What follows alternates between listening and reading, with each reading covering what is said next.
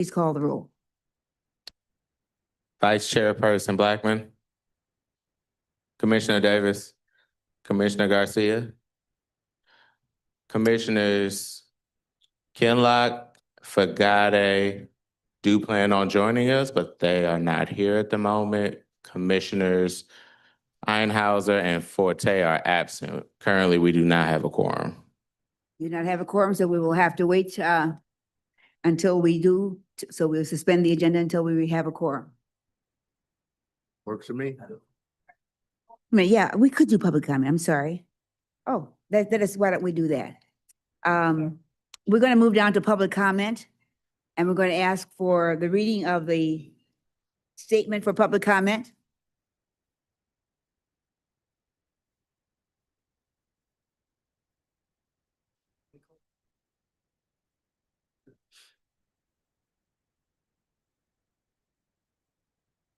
For public comment. It's a recording. Commissioner, this is Scott McGriff. We'll do that in just a moment.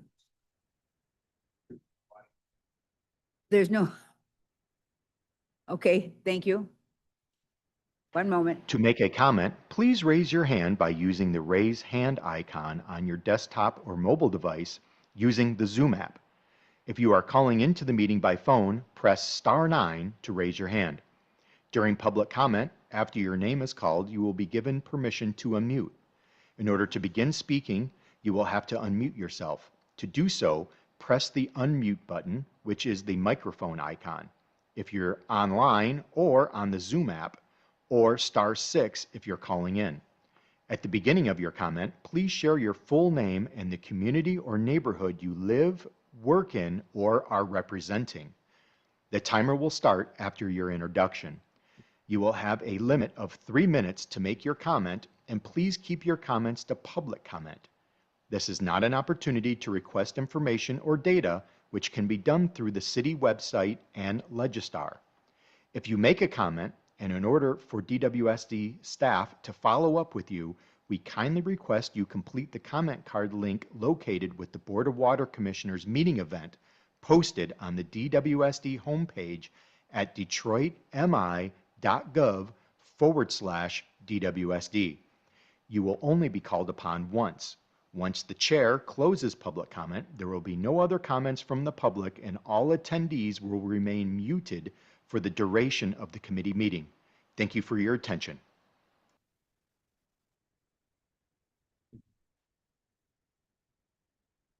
Thank you very much. We do have names that have been given to me for public comment, and I'm going to ask the forgiving if I'm messing up your name too badly, but it looks like Ado Monu. Please pronounce your name for me correctly when you come to the stand, please.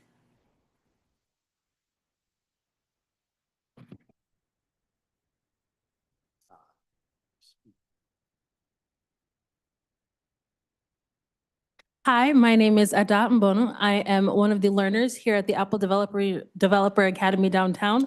My colleagues here on my team are with me, and we're currently in the middle of a project where we're building an app that's a complement to the water-related communications you offer, both for residents and for travelers as they enjoy the lakes in the area and maybe visiting family in the region.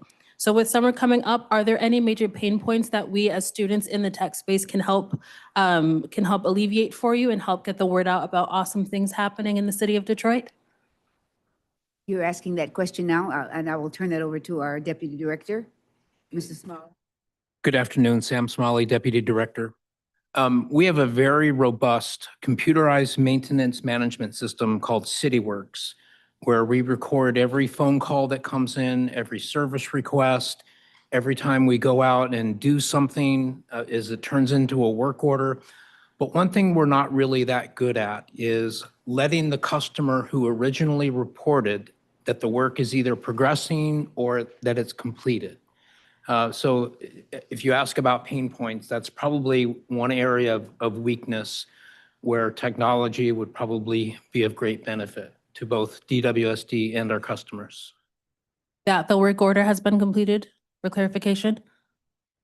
So when somebody calls, block catch basin, water main break, et cetera, we enter it. It's a service request. We send people out to investigate. They confirm, yes, there is an issue. DWSD needs to do something, some work. So then it transitions into what we call a work order. There may be multiple visits to correct the situation completely. Don't do very well, I think, is let the customer who originally reported the issue to us know that it's either progressing or that we're done. Status update. Utilize the offer of their services. So we could coordinate with them certainly after the meeting or outside of the process, discuss what technology we have that we could share versus what they would need, and then how would we go about developing something that would provide notification? You think if you can remain until the meeting is over, we'll have someone meet with you and talk with you about that. Thank you. Your name and contact information through Mr. Phillips. We have it, so we'll be happy to talk. Name and email. The time remaining, I would like to ask, is there anything we can help with on when it comes to beachfront bodies of water, to any communications that we could assist with? Is that something, when we talk with them, we'll be able to talk with them about what it is they can do with us and collaborate with us, or services they can provide for us? Okay. We will, if you'll remain till after the meeting, we will make sure someone talks with you. If not, we'll contact you. If you cannot stay until the meeting is over, we will have someone be in touch with you Thank you. for your offer. I have is L. Hayes Josiah.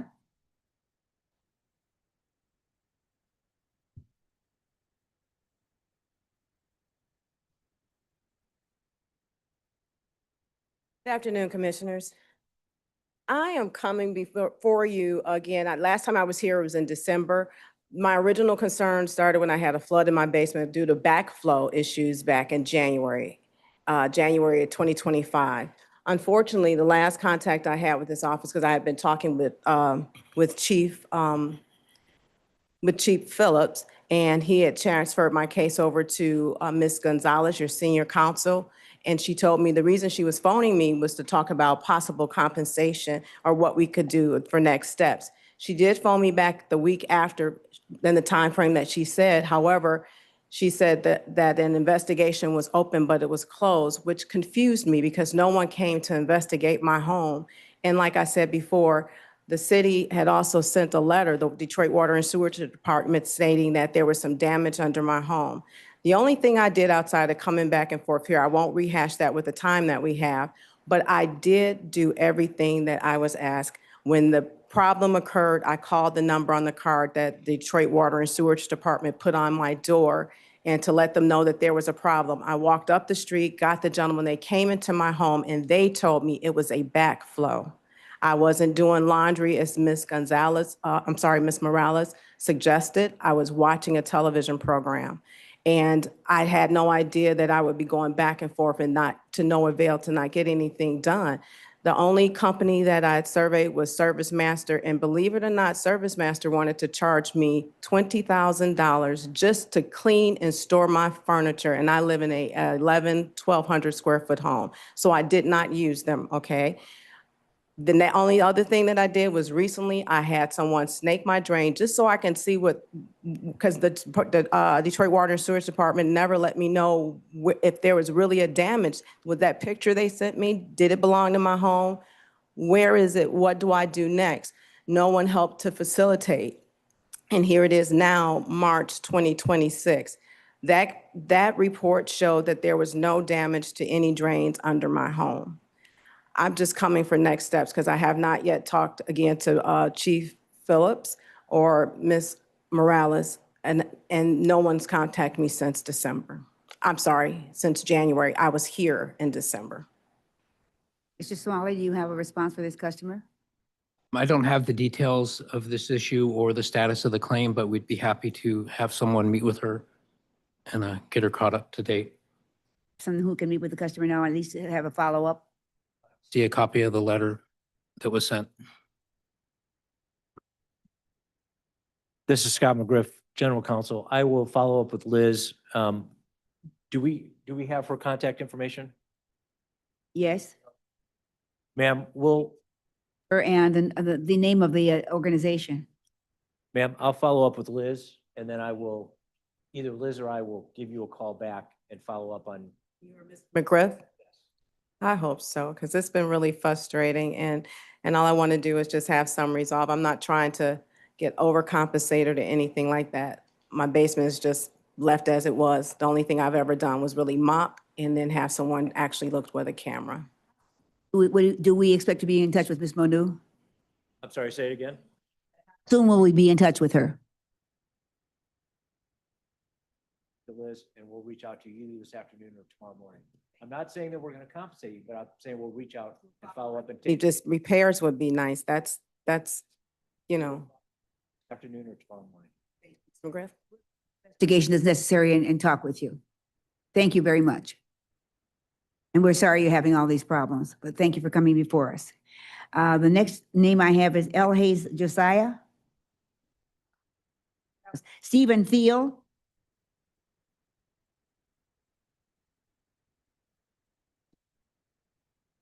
Is Stephen Thiel here?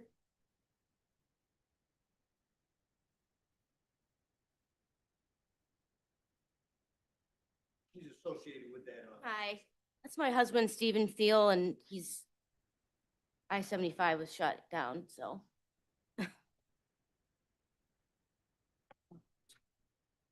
Hi, my name's Zoe Thiel, my husband, Stephen Thiel. He's a few minutes away if we can wait for him to talk. Well, we cannot wait for him to come, but if we can we can have him comment at a later time in the agenda. Okay, this is about our property at 17133 Mack Avenue. And I believe this is about our, we were charged, I believe, $2,000 for our water bill. In a very short amount of time when the property was uninhabitable, the sewer was completely detached. And I believe since 2011, it's been detached. So when we had work on the property, it kind of took place of one day, and we got charged $2,000 for the month of, I believe, in August. So I believe that's what he wanted to speak to you about. You've spoken with customer service regarding this already? Yes, he has. Do we have anyone here who can take down all the necessary details for this customer, and we'll certainly commit to a time frame which we'll get back to her, to them? I believe this is, We have a customer service representative behind you, and yes. we have letters on file. This has been referred to legal. So that's where it currently stands. The customer is aware that it's been referred to our legal department? Via email communications, yes. So what's the next step?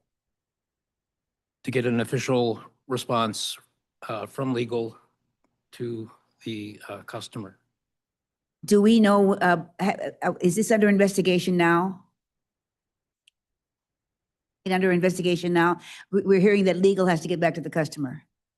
Yes, ma'am. There's currently an investigation happening that's being led by legal. I don't believe that we have a response available today on that, but we will expedite to get that investigation completed. Customer and give them some idea as to when we'll be getting back in touch with them. Thank you very much. We will be back in touch with you on this issue as soon as we hear from legal. Thank you very much. And that was the only, are there any additional names or people in the room who would like to address the board at this time? I have no additional names. Is there anyone online? Madam Chair, there is 3 individuals that have their hands raised at this time. The first individual is Cecily McClellan. Ms. McClellan, you can unmute yourself. Ellen, are you ready to speak with us at this time? Yes, thank you very much for this opportunity, Cecily McClellan. We the people of Detroit, and I would like to thank the Water Department for modifying the H2O criteria, which allows persons with arrearages to benefit and enroll in the program. because we were getting enormous calls from persons who had arrearage but could not enroll in the program. Because what we found often is that persons could not keep up with their easy pay payment. As it has been indicated, the average payment or the average bill is about $80 a month. If you have an individual with a $1,500 arrearage, and you stress that over 36 months, you would add on another $41. That's easily $120 a month. So it becomes very difficult for an individual to keep up who's at or below 200% of poverty. I also have a comment related to the allocation from the Water Department as well as GLEWA toward the H2O or the RAP program. In reviewing the lease agreement, it appears that it states that the Water Department can allocate up to 1% of their budget. And currently, the Water Department is allocating $2.4 million to the Lifeline program. That the current budget for the Water Department is over $500 million. It would appear that it would be closer to about $5 million should be allocated toward the H2O program. And should even be a much greater number if you look at GLEWA and at 1%, who has a much larger budget. So I would like to know the source of that payment, which allows them to allocate even the $2.4 million. It's been indicated repeatedly that, ratepayers' dollars cannot be used. So whatever the source of these dollars are, could not that amount be expanded? Currently, there are about 39 persons enrolled in the H2O program. And as Mr. Brown has indicated, and we also agree, in a relatively short period of time, that number will reach capacity, probably somewhere around 4,000 or 4,500. So it would be helpful if there are resources that can be allocated up to that 1% that don't include ratepayer dollars or can use the same source that is being used right now for allocation. I would anticipate that you should have about 10 million if you put those dollars together with DWSD and GLEWA. Thank you very much for this opportunity. Bye-bye. Thank you, Ms. McClellan. Is there anyone else who would like to speak before, has indicated a wish to speak before the board? Madam Chair, Beulah Walker is the next individual that has their hand raised. Beulah Walker, you can unmute yourself. Welcome, Ms. Walker. Hi, Ms. Blackman. How are you? Thank you Good, for thank you. chairing this meeting. Hello, Mr. Phillips and all the distinguished commissioners in the room. I hope the other ones arrived safely. Hello, everybody. My name is Beulah Walker from Hydrate Detroit. I just want this board to know that we are embarking on warmer weather, and I myself as a construction worker, I know that I'm hoping that DWSD will ramp up the repairs and maintenance of these water main breaks. From my understanding, I know our infrastructure is old, but I also know you can get way more work done when the seasons is warm. I myself is very familiar with all the long hours that we work during the warmer months. So I'm just reminding this distinguished body that we need to get as many water main breaks or pre-water main breaks and whatever system that we had used to see Sherry Welch underground water service line was leaking. We can hope we can use that on the bigger pipes. I'm not sure what they used to saw her leak with her 3/4-inch line, but with these bigger pipes that are feet and huge that you can stand up in, we use the same system to detect our leaks before we get to how we was this winter. And I'm gonna sit back and listen to the meeting and thank you all for your hard help. Thank you. Thank you, Ms. Walker, for your comments. Anyone else who has indicated a desire to speak? Madam Chair, the next hand raised is Teresa Landrum. Ms. Landrum, you can unmute yourself. Ms. Good Landrum, are you afternoon. there? Yes, I am here. Teresa Landrum, Southwest Detroit, 48217, District 6. I am the president of the original United Citizens of Southwest Detroit, the oldest block club in Southwest Detroit. I have two concerns. Over the years, I have engaged Mr. Brian Peckinpah, which I now learned that he has moved on, and I've been dealing with, I think it's Sonali Patel, in regards to flooding in Southwest Detroit 48217, Fort Schaefer area. We have a huge problem with our streets flooding every year. For over 20 years, we've seen flooding, and we call our street Lake Liddesdale. Annabelle called their street Lake Annabelle. I would like to ask if we could talk to someone who can come out and investigate why our streets flood so much. We've had numerous trucks come out and suck the water off the streets because the water takes 2 to 3 days to recede. We have a mild to heavy rain, and we've been flooding for a long time. That's one. The other one, I would like to ask this question. With the non-pervious charges that people get, what happens when there's no rain? The non-pervious costs are going up and up and up, and there's days we do not have any rain. So those are my two concerns, and I wanted to put on the radar of the water board. We have many communities flooding and that have not been addressed. We talked to Greg Marker of Gliwa. He came to one of our meetings. He told us that they were aware. We asked for his help and assistance in finding out why our streets flood so much. So those are my two concerns, the non-pervious use charges, and then how can we get assistance out here in Southwest Detroit 48217 regarding our flooding of our streets. Thank you. Thank you very much. Did you want to have any comment on that, Mr.? We will have those investigated and report back to the board in very short order. You hear that response? They will be investigated, and a report will come back to us for regarding your concerns. Your complaints, I should say. Is there anyone else who's indicated need a wish to speak before the commission? Madam Chair, there is one more hand that's raised. It's Norel Hemphill. Ms. Hemphill, you can unmute yourself. Ms. Hemphill, are you there? Yes, I'm here. Good afternoon. Welcome. My name is Norel Hemphill. I'm the Legal and Public Policy Manager at We the People of Detroit.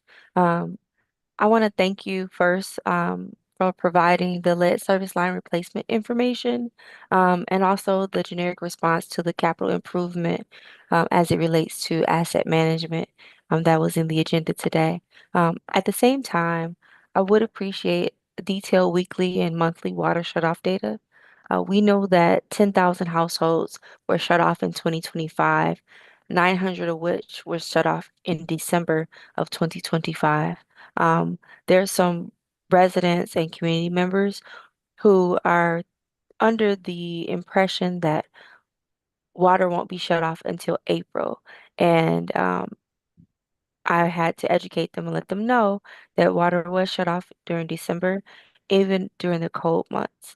We also have some residents in a apartment complex that has been shut off. I was just told about that today. I will provide more information in writing as I get more information. So my question for that is, how can we hold landlords accountable for paying water bills and not punish tenants? We see what happened at a building in Detroit where they actually end up condemning the building. And then those tenants are still fighting to get their belongings and things as Detroit becomes an increasingly renter city. We have increasingly more renters. We do need to have renter protections as far as water bills and access to clean, safe, and affordable water. I do have a question for the Lifeline H2O. As is on the screen now, it looks like those households enrolled has been updated to 4,010. How much money is remaining in that program? And as far as, again, as Lifeline H2O, thank you again for taking our suggestion to allow residents who have arrears to enroll. As Director Brown mentioned during a meeting, the board meeting a couple months ago, those enrollments would go up quickly, and we see that is the case. And then finally, we do still have questions about what happens to those arrears that have been put on hold. How will those arrears be treated? And I want to echo what Ms. McClellan mentioned about Easy Pay. It feels increasingly punitive for residents who can't afford their fee schedule, as if they are um, not in good standing with the program, they do get kicked out and then have to pay exorbitant fees to get back in. So thank you so much for supporting our residents with water. Again, we ask that you support the House bills so we can get clean, safe, affordable water for all Michiganders. Thank you. Thank you very much. I do believe we've commented on our support for the legislation in Lansing. Is there anyone else who would like to address the board at this time? Madam Chair, there's still a few callers left, but we also have two individuals that have come in live to the Okay. meeting. I have no record of their request.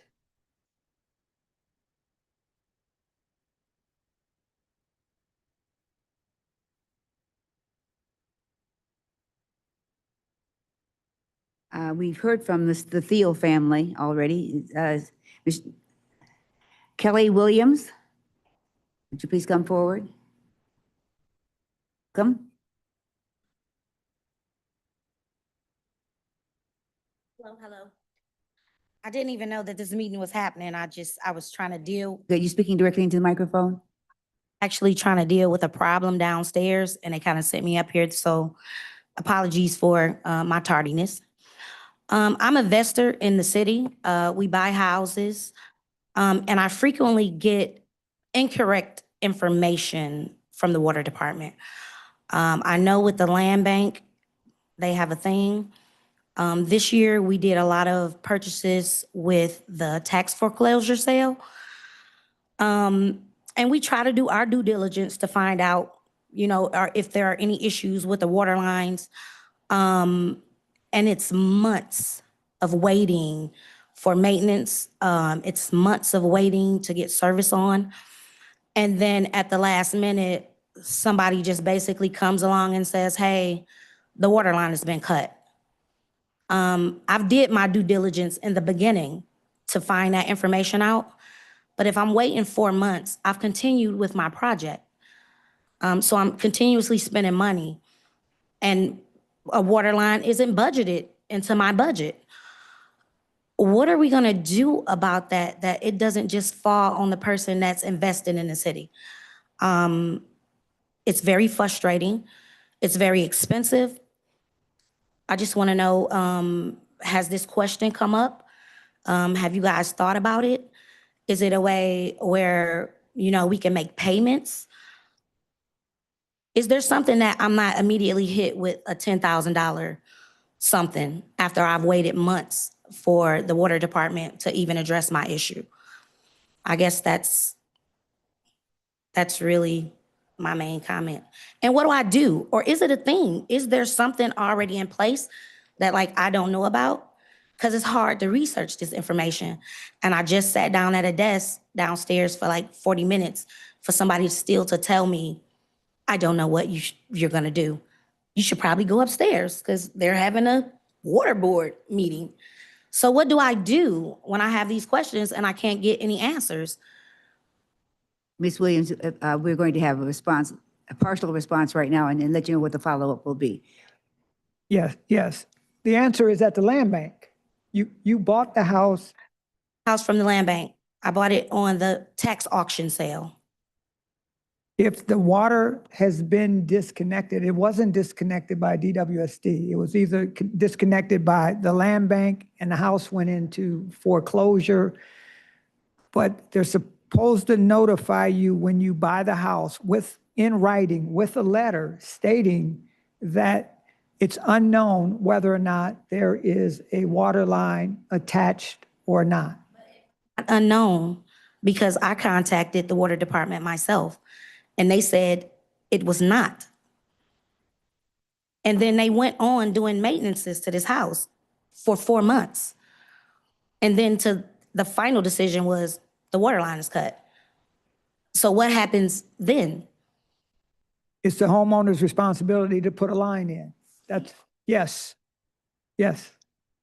So if they're unclear, the water company has kept bad records, and they tell me that my water line is intact, that's incorrect information. Still only the person liable. It was disconnected when you purchased the house. Not Who was they? company. Yeah, we'll have somebody, we'll get the addresses and we'll have somebody. I can give you the address right now, sir. She's right behind you.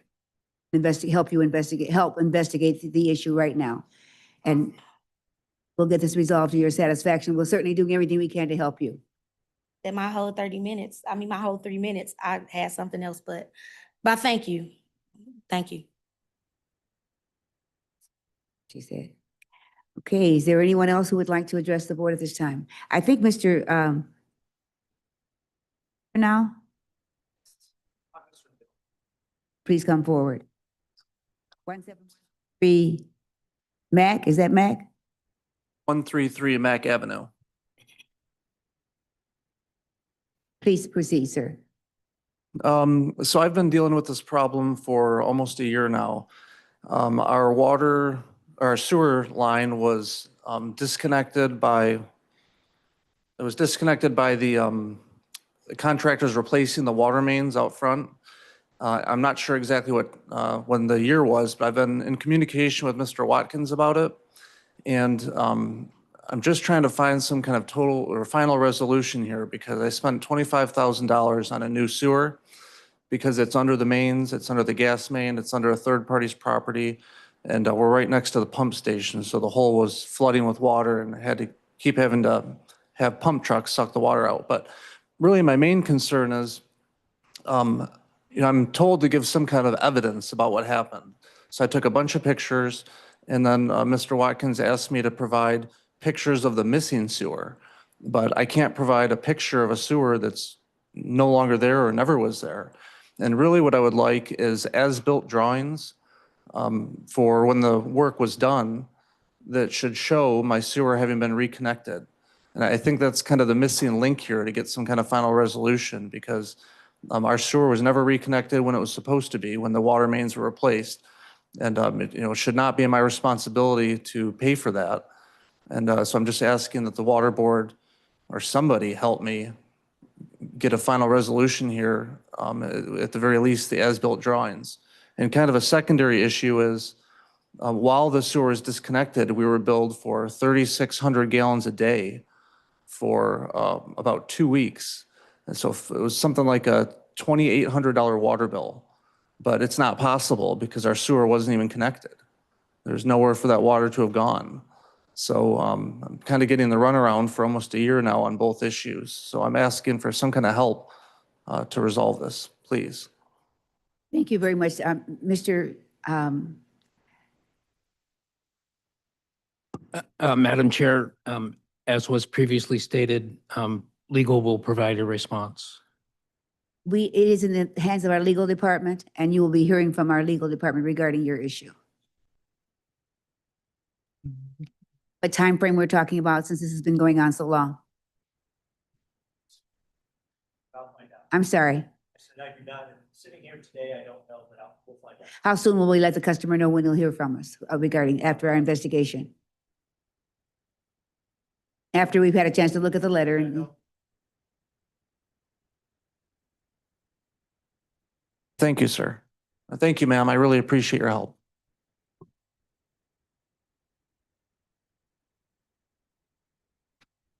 Do I have everyone's name now? Is there someone else that I don't know about? We have everyone? Very good. Madam Chair? No, Yeah. I'm sorry. We still have one more One more. person that's who- online. That's Miko A. Williams. Mr. Williams? I think we're familiar with that name. Mr. Williams, welcome. Mr. Williams, are you there? Yes, hi, can I be heard, please? We hear you. Oh, yes, hi, Commissioner Blackman. Thank you so much for chairing this meeting. D'Amico Williams, Chief Executive Director, Hydrate Detroit, represent the wonderful people of the city of Detroit. And I want to share my information if possible. If anybody is looking for help with their water bill or if they need consultation, they can give us a call at 313-279-0608. Our email address is water4Detroit@gmail.com.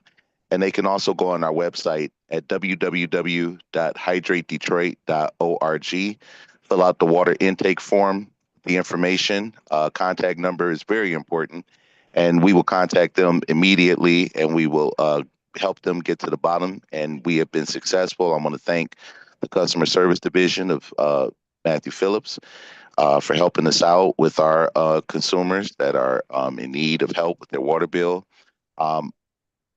I want to put myself on the record about the Water Lifeline Plan, short and sweet, and I hope that we are servicing those that were in Lifeline and they were put off the program and then they have to re-enroll. I hope this program doesn't fill up with people that are delinquent in paying their water bill. I'm not playing with y'all no more. I have had just about enough because you have wronged people and put people off where they were paying their bill on time and faithful.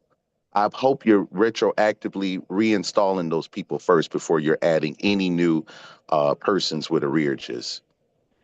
And then I also want to speak out about the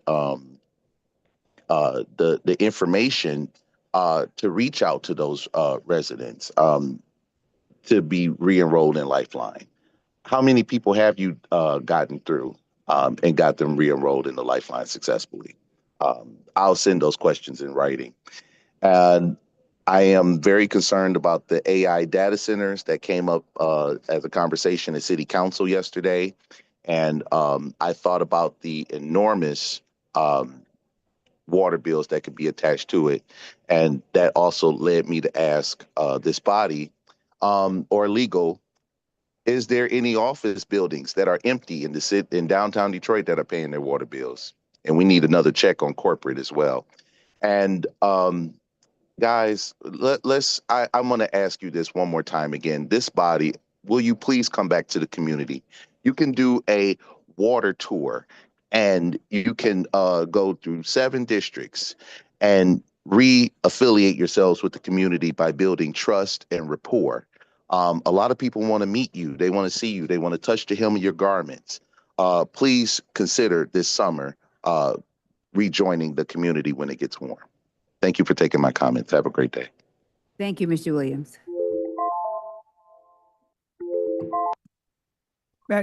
Madam Chair, just a couple points. As has been indicated in the past, there were 30,000 households that were in Lifeline.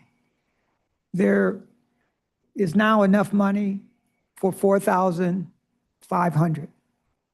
There are, as is indicated on the board, 4,010 households in the program.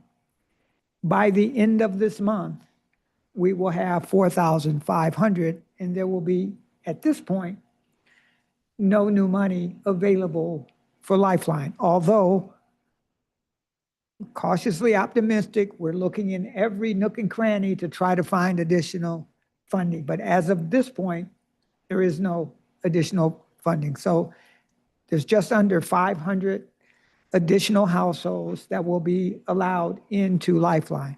And we absolutely did go to the 30,000 first before we look for new individuals to put into the program. And so, again, we thank our advocates for all of their hard work at the state level, trying to support legislation to find additional, what we all would like to be permanent funding for Lifeline. And as one of the callers called in, Detroit does put 1% of our budget into Lifeline. The Great Lakes Water Authority is only required to put 0.5%. We've asked them to raise that, but if they did, it would only go to the customers that are in the suburbs. And when they don't spend their money, often up to $1 million a year in the suburbs, they give it to Detroit for Detroit customers. And so we will get a new allotment of money in July 1st from the Great Lakes Water Authority. But in the meantime, we're looking for additional dollars. So there's no gap where we don't have any money for hardship cases. Thank you, Madam Chair. From commissioners on this issue. I think we are doing everything we can. And we certainly don't want any customers to have the difficulty of not being able to pay their bills and have their water service on. But our sources for income are limited. We tried at the federal government before the change in the administration, and we were not successful. But we continue to look for ways to try to make sure that we can help our customers in need. That is our goal. Any additional people who wish to speak before the commission? Madam Chair, there are no other hands raised online at this time. Then we will close public comment and go back now to the approval of the agenda. Well, actually, roll call. But we were short. We now have a quorum, I guess we should say. And we can proceed to the approval of the agenda. Properly moved and supported that we approve the agenda. Who's talking? Oh. We just need to note for the record that Commissioner Fagate has joined the meeting and we now have a quorum. I just wanted to call out For that statement that is a part of the record. Now, we're again back to the approval of the minutes of February. Oh, no, did we approve the agenda? Yes. Approval of minutes of February 18th. Is there a motion? Chair. Properly moved and supported. Any discussion? All those in favor, please say aye. Opposed, nay. Motion carried. We're not back down to communications. Item 2026-68A, receipt of correspondence. Is there a motion? I move that we receive and file. Been properly moved and supported that we receive and file. Any discussion on that? Hearing none, all those in favor, please say aye. Opposed, nay. Motion carried. Are there any items from commissioners? Seeing none, we'll move on to unfinished business. We have none. The approval of the consent agenda is next. Is there a motion? Madam Chair, I move approval of the consent agenda items 9A through E. Support. Any of those items, it is our practice. We have had, all of those items have gone through the committee, had extensive discussion, and have given their permission for that to come to the full board for approval. Hearing no objection, all those in favor, please say aye. Okay. Motion carried. The next item on the agenda is new business, 10A. Is there a motion? Commissioner. I move that the Board of Water Commissioners for the City of Detroit Water and Sewage Department authorizes the director to approve purchase order 3091054 with AIS Construction Equipment Corporation to provide one new John Deere backhoe loader and trailer package for a total purchase not to exceed the amount of $218,751.50, and authorizes the director to take such other action as may be necessary to accomplish the intent of this vote. Commissioner Davis, Is there, we had to read item 10A, just so you know. and what page is that on? Page 2.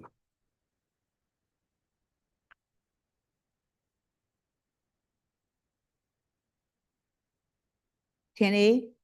Oh, the motion was not made? I just moved 9A. Yeah, we're on 10A. So we just approved the consent agenda. Oh, I'm sorry. Okay, all right, okay, I'm sorry. So, Mr. Secretary, where should I be now? 10A. You're welcome. All right. Madam Chair? Commissioner Davis. Water Commissioners for the City of Detroit Water and Sewage Department approves the proposed two-year operating budgets for fiscal years 2026-27 and 2027-28 for the Water Operating Fund in the amounts of $156,789,300 and $165,712,300 respectively, and for the Sewage Disposal Operating Fund in the amount of $386,999,000 and $405,518,600 respectively, and further authorizes the Director and Chief Financial Officer to take such other action as may be necessary to accomplish the intent of this vote. Is there support? Properly moved and supported. Any discussion? Hearing none, all those is in favor, please say aye. Aye. You wish to address the item? Yeah, there is a presentation for the budget. A presentation before we vote. All right. Okay. Good afternoon, Commissioners. Chair, my name is Istakar Rahman. I'm the Chief Financial Officer for Detroit Water and Sewage Department. Today, I'll be presenting the operating budget for fiscal year 2027, as well as the schedule of rates and fees and charges for the same fiscal year. Next slide, please. DWSD, we have a few budget considerations that we take into account when we prepare our budget for the fiscal year. At the very top of the list is affordability. The main concern here is we want to keep rates affordable for our customers and our citizens. And our goal is to keep rate increases below 4% and also support water conservation initiatives. Customer service is certainly at the top of our list as well. Would you try to speak more directly into the mic because we're not hearing you very well? Can you hear me now? It's about the same. Louder? Let's hear you. Was there? Louder? This is good? Better, yes.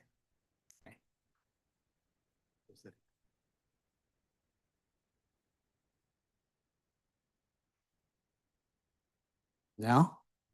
Is it better? Thank you. Okay. Let's leave it there. All right, so affordability, as I said, is at the top of our considerations.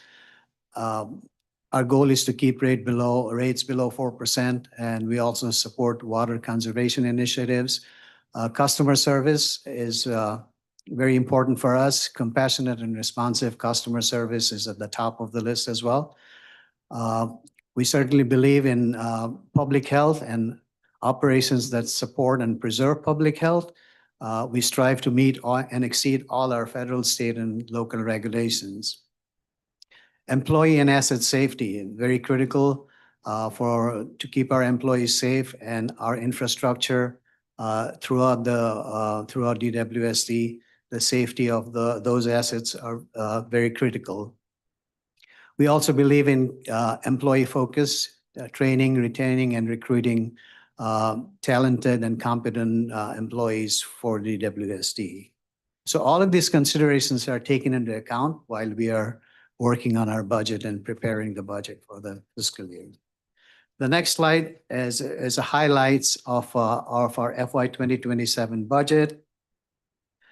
Again, the top line is critical because it's our goal to keep rates affordable, as I mentioned before. And at the same time, we do not want to compromise on our service level initiatives. So the budget takes into account the goal as well as our needs for the system as a whole. These expenditures become the basis for revenue requirement for the system. And that revenue requirement for 2027 is increasing by 4.3% or $22.5 million. Now, our rate structure, or the cost structure rather, is made up of three different components. We have direct expenses. We also call them departmental expenses.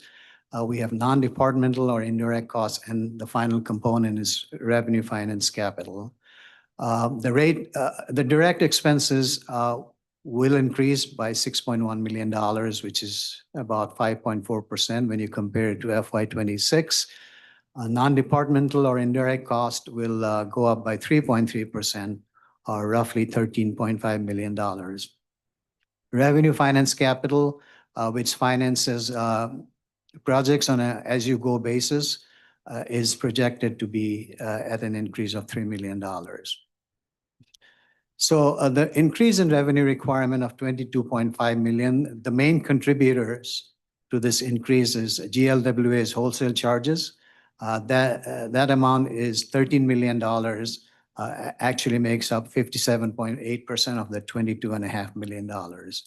The other big contributor is personnel expenses, $4.8 million, or 21.3% for FY '27. The reason personnel expenses are increasing is mainly because we are adding 15 new positions for our FY '27 budget. And as I'll explain later, most of this increase is for operations. We are not adding any staff to our administrative line of business, but mostly all of them are for operations. So the total system-wide revenue is at $543.8 million. This will be offset by non-rate revenue of $24.1 million, which will give us a rate revenue requirement of $519.7 million. In other words, we have to recover $519.7 million from our ratepayers.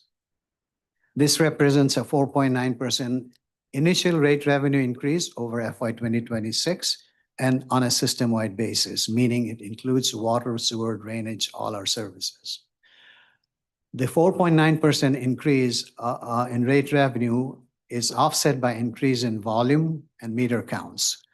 And for FY '27, that averages around between 1% and 2.4% over FY '26. This offset results in a rate increase of 3.5% for the system as a whole. So at the end of this budget presentation, we will be recommending a 3.5% increase in rates across the system except fire line. And that's necessary for us to recover the cost and the expenses to meet our budget considerations as highlighted on slide 2. The next slide here is revenue requirement on a system-wide basis. Now, what makes up revenue requirement? It's important to understand that our cost structure is composed of 3 main categories. As I mentioned before, departmental expenses or direct costs, and non-departmental indirect costs, and revenue finance capital. Departmental cost is increasing by 5.4, indirect cost by 3.3. On an overall basis, it's 4.3%.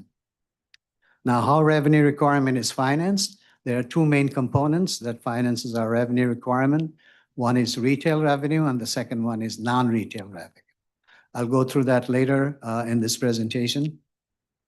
So at the end of it, there is a 5.3% increase in the water fund revenue requirement and 4% in the sewer. Next slide, please. This is just a pie chart giving a graphical presentation of how each of these 3 components make up the pie. And you see non-departmental expense makes up 77% of the total revenue requirement system-wide. Now, what makes departmental expenses or direct costs? These are natural classification of expenses such as salaries, wages, employee benefits, contractual services, and so on. $6.1 million increase over last year. And as I mentioned before, it's triggered by personnel cost, $4.8 million out of that for 15 new employees. The reason for that is the 15 new employees, as well as we implemented a new compensation study recently, And also there was an increase in fringe rates from the city of Detroit. The city of Detroit provides us employee benefit fringe rates, and we have to go by them. So there was an increase in that rate as well.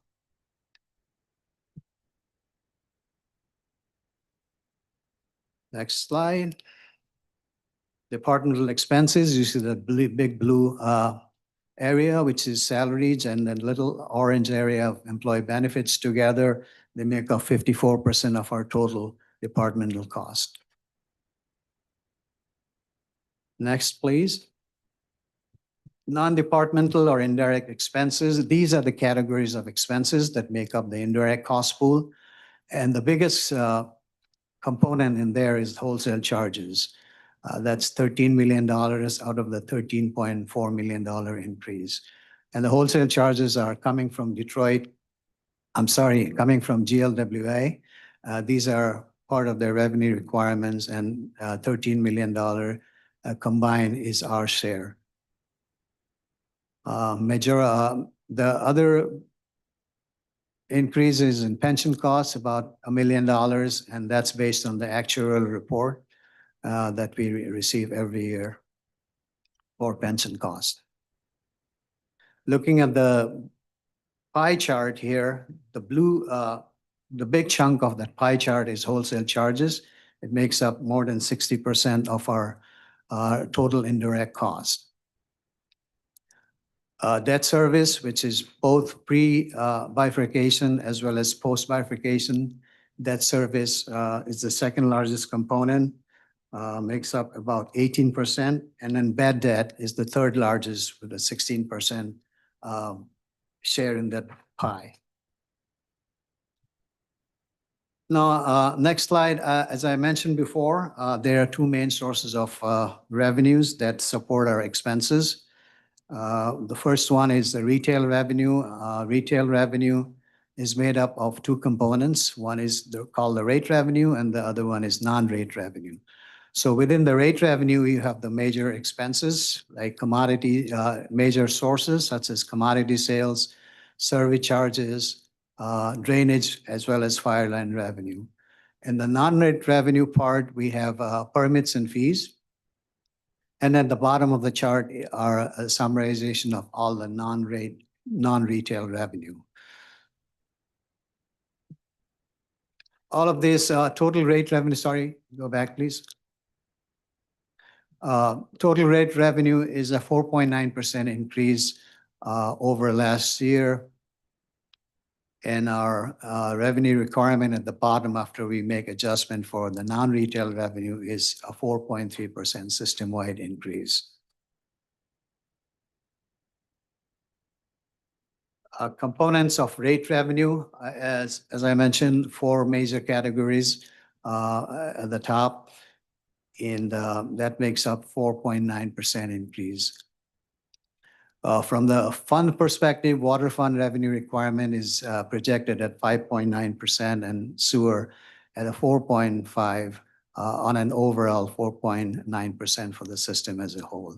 Now, how do we determine rate revenue? We take the revenue requirement as a whole, the $543.8 million, and then we back out all the non-retail revenue, such as shared services, GLWA share of pension, IWC, which is industrial waste charges, and other non-rate revenue to come up with our rate revenue requirement. The chart will show you the big blue area, which is commodity charges, makes up the biggest part, followed by drainage charges at 41%. The next two slides just summarizes the revenues and expenses for each of the two funds, and I'm not gonna go line by line here, so we can move forward. To the next slide, please. And this is another chart that shows you the volume data for all our major components of revenues. For example, the volumetric charges is projected to increase by 2.4% for both Tier 1 as well as Tier 2. Survey charges likewise is increasing in the range of 2.4 for three different components of survey charges. So at the end of the day, we take the revenue requirement, we divide it by the volume to come up with our rates for the year. This was for water, and the next one is for sewer, similar concept. We take the volume increases. The sewer volume increase is projected at 1% of compared to last year. And then BIA, which is the drainage charge, will also increase by 1%. So basically everything in sewer fund, starting with volumetric, survey charge, as well as drainage, is projected at 1%. Now, I just want to mention here, the drainage charge, the BIA, is a little bit aggressive here because we haven't had a flyover data as yet. The flyover data is going to happen in August of this year. And once we get that data, this number may have to be adjusted. And if it does, if we do adjust it, we'll come back to the board for a mid-year amendment, most likely by December of 2026. But just a note, so you are aware of that. The next slide is a summary of all our FTE positions, including the 15 new positions. And as you can see, the top three are all in service areas like stormwater management, meter ops, as well as maintenance and repairs. We are not making any changes to our field engineering staff, nor are we changing anything in lead service line replacement program. This is a summary of rates for the year. We are proposing a 3.5% increase across all our service categories. If you look at the water fund, the 3.5% increase translates to 96 cents increase per MCF. Now, 1 MCF is equals 7,480 gallons of water. So for tier 1, it's 96 cents. For tier 2, it's $1.71 per MCF. And when you translate all of that into gallons, it's really less than a cent increase for both the tiers. So compared to 2026, our increase in terms of gallons would just be less than a cent. The 3.5% sewer volumetric increase of $2.12 per MCF also equates to less than a cent when you translate it into gallons. The service charge increased by 30 cents and 24 cents per unit per month for both water and sewer. And finally, the 3.5 drainage charge translates to $25.87 per acre per month. The next two slides are our schedule of fees. DWSD provides various kinds of services, and we charge our customers for those charges. For FY27, we do not have any increase compared to 26. We are keeping all our charges the same for 26, except for there is a new item on the previous slide that at the bottom, it's easement permit fee, which is a new charge that we added in 27. Other than that, everything is same, no increase in charges either for service or penalties. Finally, impact of our 2027 budget. The value-added benefits will happen throughout the proposed budget period, like cleaning 600 miles of sewer to provide capacity to the current design standards, inspect and clean 8,000 catch basins to reduce street flooding, replace at least 3,500 lead service lines. If we get additional funds, it could be 8,000 lines per year. So far, since 2018, we have replaced more than 16,000 lead service lines. We also want to paint 5,000 fire hydrants and continue to provide resources to support the water affordability program through Lifeline and also an effective payment plan called Easy Pay for the benefits of our customers and keeping water service on while at the same time improving our collection rate. And finally, today we are going to be asking your approval of the budget for FY 2027, as well as the proposed operating budget rates and the schedule of fees. If you approve them today, our rates go into effect on July 1, 2026. That concludes my presentation. I'll be more than happy to answer any questions you may have. Are there any questions regarding the budget presentation? Attorney McGriff, yes. With respect to the number of board members that are here today, I note that we have two items in our new business. One is the budget, and one is the rates. We need a supermajority to vote on the rates, and we'll need to have a special meeting for that. We can proceed with voting on the budget, which is the first item. But I know that in Mr. Isker or Mr. Rahman's presentation, he covered both the increase in rates and the budget. So we can proceed to vote on the budget, which is the first item, item 10A, but not the rates, which is at item 10B, and we will need to have a special meeting. We'll either need to postpone that vote until the next board meeting, or we'll need to conduct a special board meeting where we have the. But we have supermajority quorum. Okay.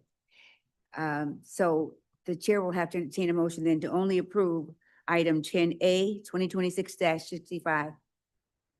So moved, Madam Chair. Do we have to read the motion because it's financial? Do we have to read the motion in its entirety because it's regarding finance? You've already read the motion and you've had the presentation. So we have a motion and a support from, okay, any discussion on what we have heard that we can vote on? Hearing none, all those in favor, please say aye. Motion carried. So item 10A is approved. Move on now to the director's metrics. Oh, Madam Chair, at this point in time, I think that it would be wise for the chair and the board to vote on whether to bring item 10B back in a special meeting or postpone it until the next meeting. And so a motion to either conduct a special meeting to bring item 10B back, or whatever the board's preference is. But I think that we need to have a resolution as to when the board would like to address that. approach it as either or do you want to make a recommendation? I think the board should decide what it would like to do, when it would like to address it, and then we can schedule that meeting based on the board's preference.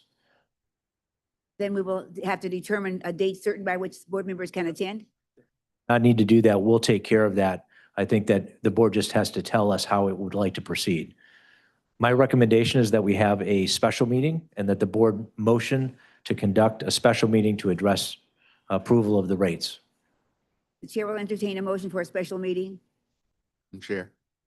And Moved and supported. Any discussion over this very difficult vote? Hearing none, all those in favor, please say aye. We will determine the date by which we will have that meeting. we'll make that determination. Thank you. Boy, this is getting more and more complicated. Then I'm moving on now to the director's metrics. Yes, Madam Chair. This is an update on the 42-inch water main break on East Jefferson. On Saturday evening, March 7th, a 42-inch water main ruptured. This water main was installed in 1875. Our crews immediately responded and started working the gates and valves to isolate it. Isolation was achieved at about 4 o'clock in the morning, Sunday morning. The crews then went to verify that people had water service.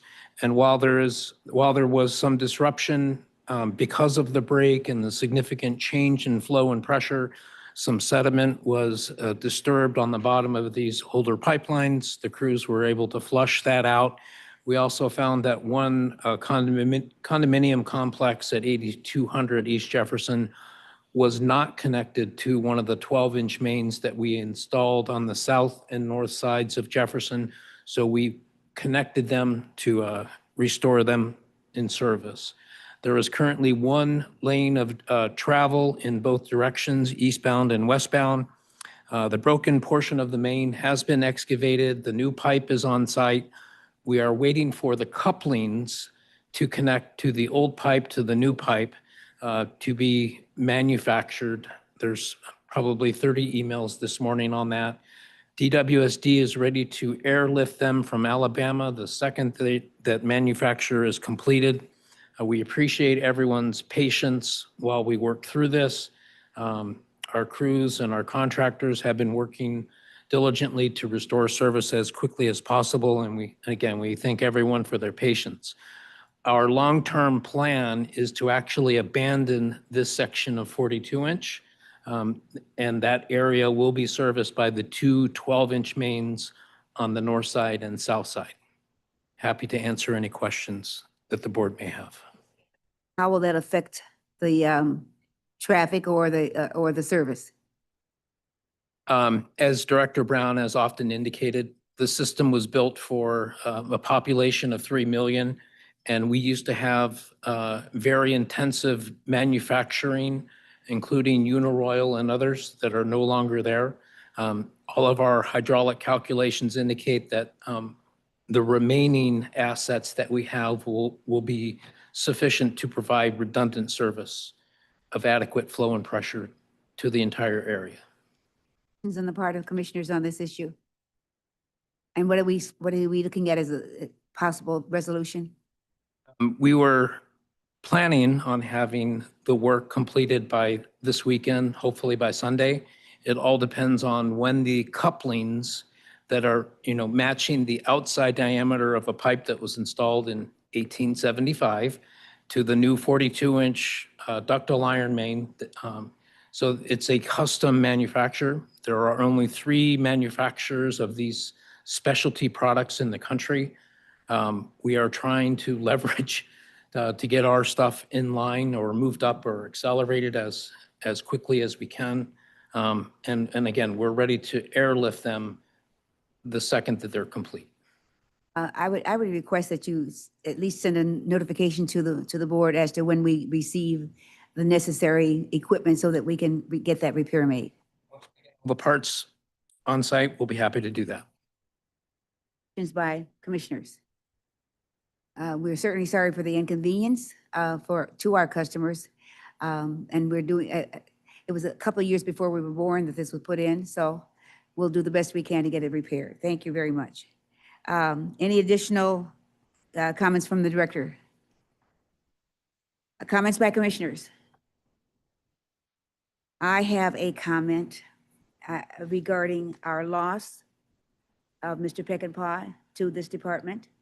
I can certainly understand that the mayor would recognize the talent he brings to her office, but we're sorry to lose him. I understand we have a very fine replacement. I don't remember the name of the, there she is sitting back there. Could you please give us her name again? Good afternoon, Commissioners. I am Sonali Patel. I am the new Public Affairs Director, as gratefully appointed by Director Brown and Deputy Director Smalley.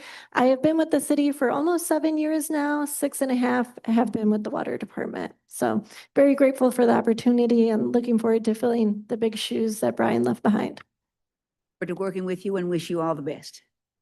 Any additional questions or comments, commissioners? Then the chair has no comments. He's not here and I don't have any in his stead. Are there any other matters to come before this board at this time? Hearing none, chair will entertain a motion for adjournment. Second.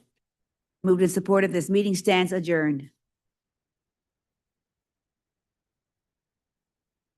We made it.